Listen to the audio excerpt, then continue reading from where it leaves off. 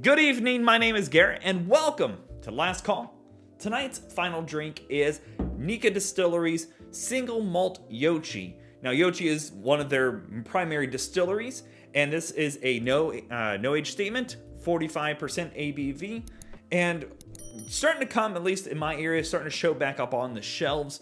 For the longest time, we couldn't find this in our area, and I'm assuming it's because, well, either A, my area wasn't a big seller of it, or B, it was one of those bottlings that they had to kind of pull back on during the huge whiskey boom from Japan. There was a time period that it was really hard to find decent Japanese whiskeys, and even still today, it can be kind of hard. But Nikka is doing some very classic things with their whiskeys, still using coal fire. Not a cheap thing to do, and very hard to keep those temperatures to the right points and consistent right points because it's charcoal. It's going to fluctuate. So they have so much work on their hands. And they do. They also have a Miyagikyu option from their Miyagikyu distillery, which when that review goes live, it'll be up above as well. However, this was my first time experiencing. I picked up both bottles at the same time, not expecting a huge difference between them, but boy, oh boy, the two distilleries are doing very different things. But still some notes of similarities. So as always, we're going to be trying this two different ways. First way, we're going to go neat, no water, no ice. And then second way, we'll add a few drops of water, see what changes up. But all the Nikka bottles have very similar distinctions of their shape, very just simple. And there's nothing wrong with simple. But the only one that I can think of, there's a few of them that have like the suit of armor on top. And the Nikka from the right from the barrel comes in a square, and they call that a brick of whiskey. I'm fine with that. You can make a brick of whiskeys. I'm cool with that. But nice, simple design. Still has a screw top on there.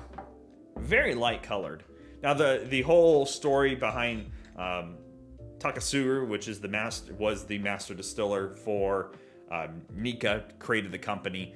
Very interesting story behind him. Definitely recommend looking it up because he really revolutionized, in my opinion, what Japanese whiskey has become and what it should be. Because he was doing the classic things and didn't want to do all the craziness. Because Japanese whiskey can be, it's been very loosey-goosey on their rulings in the past few years, and they're finally starting to get some regulation with what is a true Japanese whiskey.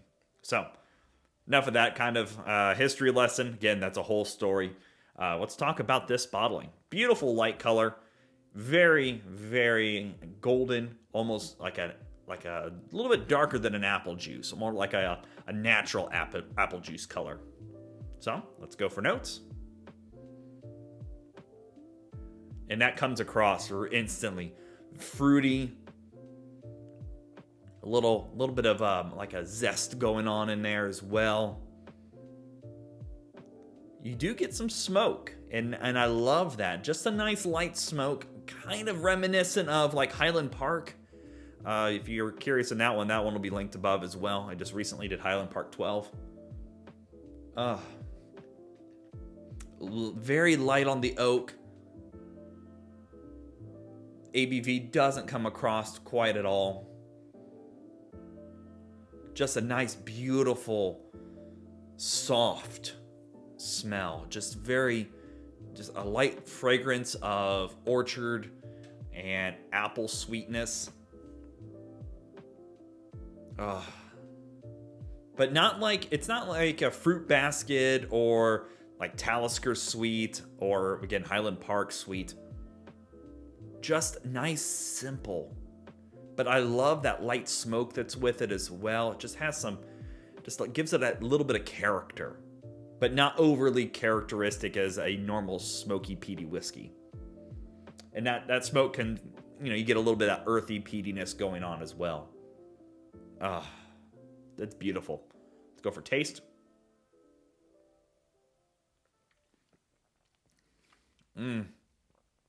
Oh, that hits you. Oh boy, that is a party. Instantly, you get this. Hold on, it's still moving. to be able to be smoky, peaty, and fruity all in the same time, and none of those characteristics are fighting for first place. They are literally walking together. You get that bit of peatiness, earthiness going on. The smoke just really is very light and almost wafting smoke, like somebody just walked by a campfire, kind of. You just got a waft of it. So it's not huge and heavy, but you get this beautiful fruit note going on. Very sweet, maybe a little citrus, but more apple sweetness to me, and just orchard sweetness in general. But that earthy and the smoke note that comes with that, oh, it's so beautiful.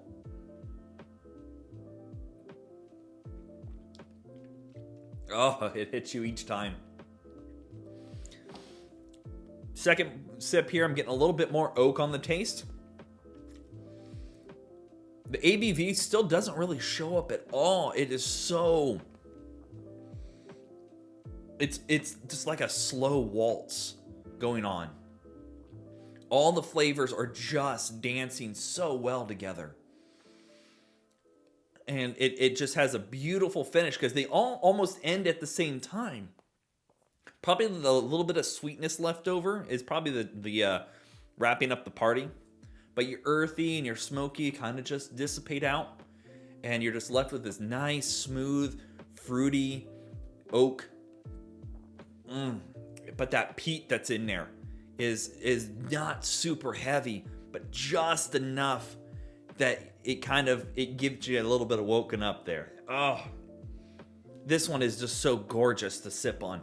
And I think that's what I love about Japanese whiskeys is that you can taste the love and care they put into this bottle. Because it is so unique in those light flavors. And it just comes across. It's so hard to describe on that note. But it's just light and just has a beautiful dance to it.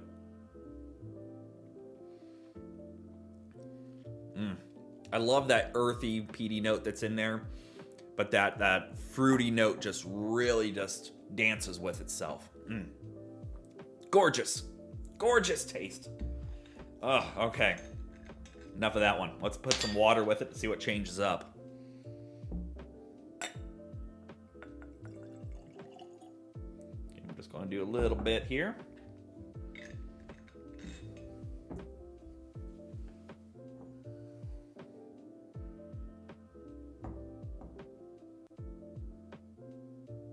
One more for good measure. There we go. I'm going to take a guess and say probably that fruity note's going to jump to the forefront. That's usually what happens. Let's find out. Ooh, actually not. Ugh, that neat version. That zesty note's showing up a little stronger. Almond. Almond? I'm getting a nutty note going on, but not like peanutty. Almost almond-like. But that almond and zesty notes are coming through. You still get a little bit of that earthiness. ABV is not apparent at all. Oh, but yeah, like a little bit of a sweet almond note. Okay, let's go for taste.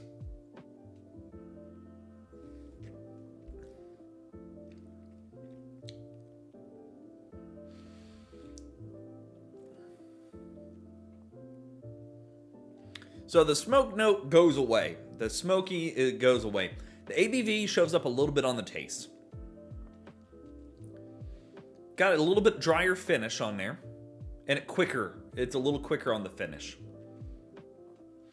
But that the peatiness still shows up, but no smoke flavor. No smoke notes on that. But I think it's almond. Almond and a little bit of fruitiness going on.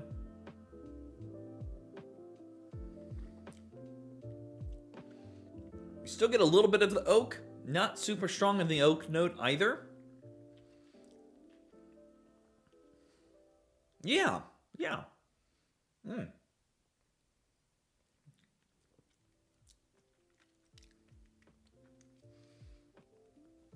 A little bit, it is a little bit warmer in the mouth.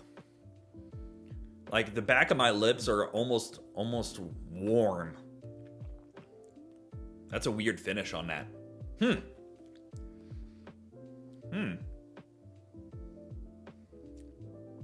Oh. I can't stop drinking that one. Definitely, I think both are not bad. I obviously love the neat version, but the little bit of water does change it up a bit. You get more of that almond, more of that, you get that peatiness still, but no smoke.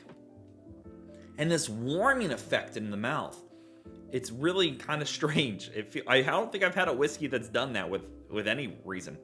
But like all the backside of my lips is really warm.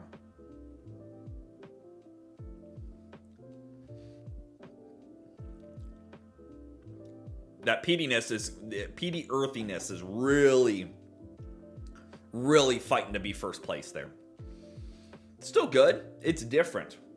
That is a different taste. Still like it though. All right, let's talk about market pricing, because we all know market price is market price and it varies. I was able to pick this up for $100 in my market. I've seen it as low as $70 at like a Total Wine, but most of the time it floats right at that $100 price. I've seen it go as, I think on Flaviar right now, it's $95. And I've seen it go up into the 120s. This is an experience bottle. It really, truly is. I definitely recommend, if you can get this for a good price, do it. It really showcases what Japanese whiskey can do. It's beautiful. It's got so many great notes, and the waltz that happens in this bottle is unlike a lot of your whiskeys you're going to try. So yeah, there you have it. Nikka Distilleries Yoichi Single Malt. If you have any questions about the bottle, definitely let me know down below. I will do my best to answer them. And if you have a specific bottle you would like me to check out or find and do some reviews over, let me know down below as well. I'm always looking for something new and exciting to try. And as always, may your last drink of the night be the best one.